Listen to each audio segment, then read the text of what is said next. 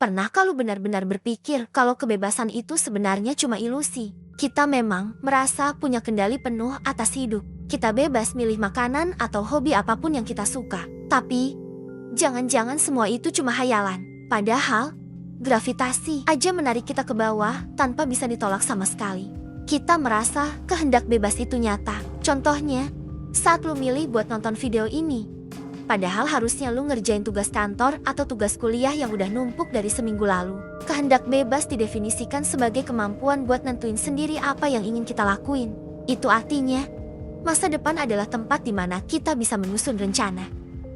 Inilah inti dari hubungan antar manusia. Lu bertanggung jawab atas perbuatanmu sendiri. Gagasan inilah yang jadi dasar sistem moral dan hukum kita saat ini. Untuk ngebahas ini, ada banyak banget sisi yang perlu dilihat. Dari sisi moral, psikologis, sampai biologi. Banyak juga perdebatan tentang masalah ini. Dan di sini gue bakal coba jelasin dengan cara gue sendiri. Secara fundamental, ide kebebasan itu gak sejalan sama hukum alam semesta. Jadi, kita ini penggerak utama di hidup kita sendiri. Atau cuma karakter pendukung dalam skenario yang udah ada sebelumnya. Siapapun lu, pada dasarnya lu itu cuma gabungan dari otak, darah, sel, dan miliaran elemen lainnya. Setiap sel adalah pabrik mini yang dibuat dari protein. Setiap protein pada dasarnya memiliki kandungan seperti atom, proton, dan elektron. Lu hanyalah susunan dari partikel-partikel fundamental itu. Jadi sebenarnya lu adalah pola partikel yang indah dan dinamis. Partikel-partikel itu nggak punya kehendak, motivasi, atau kebebasan. Mereka cuma ikutin hukum fisika yang udah ditentuin sejak awal. Itu artinya, kejadian saat ini adalah akibat dari apa yang terjadi sebelumnya. Bayangin aja lu lagi main biliar. Lu bisa perkirain kecepatan dan sudut pukulan biar bola gerak sesuai harapanmu. Hukum fisika ngasih tahu dengan akurat gimana setiap bola di meja menimbulkan gerakan dari kecepatan, tekanan, arah, dan semuanya. Nah, di tingkat mikroskopis, hal yang sama juga terjadi. Bedanya cuma satu. Nggak ada pemainnya. Setiap aksi dan reaksi antar partikel berpengaruh ke semua partikel lain di alam semesta. Ini membuat rantai efek yang nggak ada habisnya. Terus melebar melintasi waktu, dari masa lalu sampai masa depan. Sesuatu yang terjadi hari ini bakal bikin hal lain terjadi di masa depan. Kayak butterfly effect. Tindakan kecilmu, misalnya bantuin teman di masa lalu, bisa memicu serangkaian kejadian yang nggak terduga. Yang akhirnya ngebantu lu juga di masa depan. Yang pada akhirnya ini menjadi efek domino yang gak ada habisnya dan melampaui waktu. Oke, sekarang coba bayangin ini. Setelah fenomena Big Bang, ada sebuah komputer super pintar yang ngeliat setiap partikel di alam semesta dan nyatet semua posisinya. Cuma dengan ngikutin hukum fisika. Komputer ini bisa memprediksi setiap pergerakan partikel sampai akhir waktu. Nah, karena lu juga dibuat dari susunan partikel itu, secara teknis semua tingkah dan keputusan lu juga bisa dihitung. Kalau benar begitu, berarti lu gak pernah beneran bikin pilihanmu sendiri. Masa lalu bisa dilihat, masa kini sudah ditentukan, dan masa depan telah diprediksi dengan hukum fisika. Semuanya udah ditentuin dan bisa diprediksi sejak awal setelah fenomena Big Bang terjadi. Semuanya sudah ditentukan. Lu gak punya kebebasan buat mutusin.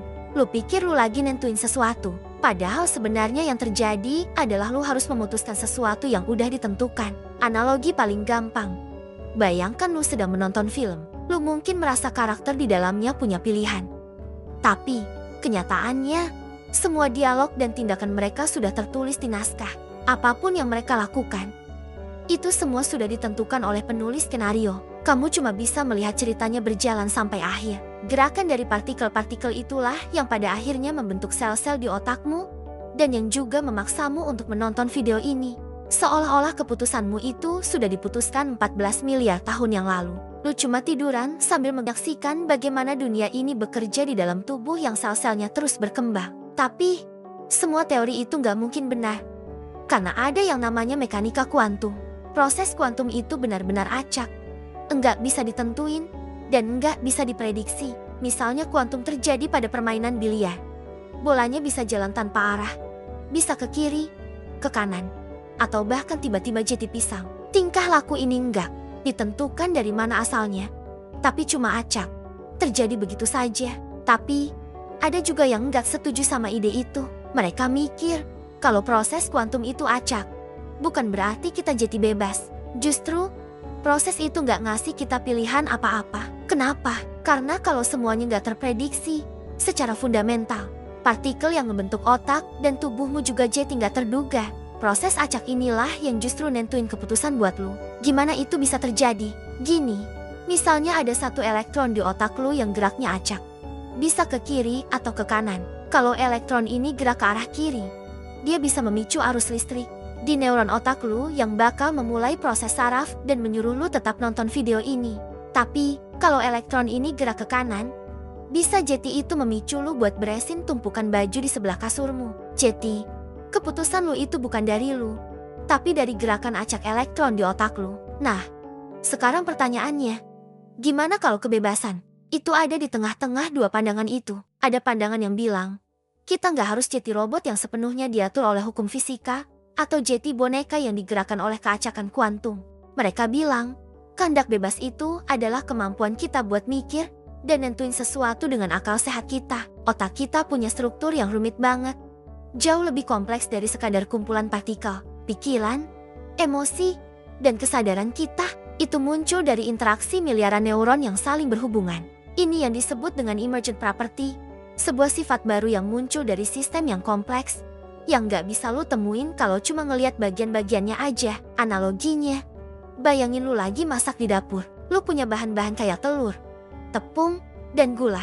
Masing-masing bahan nggak bisa dibilang kue, tapi saat lu gabungin semua bahan itu dan proses dengan cara tertentu, muncullah kue yang rasanya beda dan punya sifat baru. Sama juga, partikel-partikel yang nyusun otak lu memang nggak punya kehendak, tapi saat mereka tersusun jadi otak yang sangat kompleks, muncullah kesadaran dan kehendak bebas. Ini bukan cuma efek domino atau keacakan, tapi sebuah proses yang kompleks dan unik. Tapi, ada juga yang skeptis sama ide ini. Mereka nanya, gimana caranya kesadaran bisa muncul dari partikel yang gak sadar? Dari mana datangnya diri yang bikin pilihan itu? Perdebatan ini masih terus berlanjut. Ilmuwan dan filsuf masih mencoba buat nemuin jawaban yang memuaskan. Apapun itu, baik kita punya kehendak bebas atau enggak, yang jelas adalah kita punya perasaan seolah-olah kita bebas. Perasaan inilah yang bikin kita ngerasa bertanggung jawab, nentuin jalan hidup, dan berani bermimpi.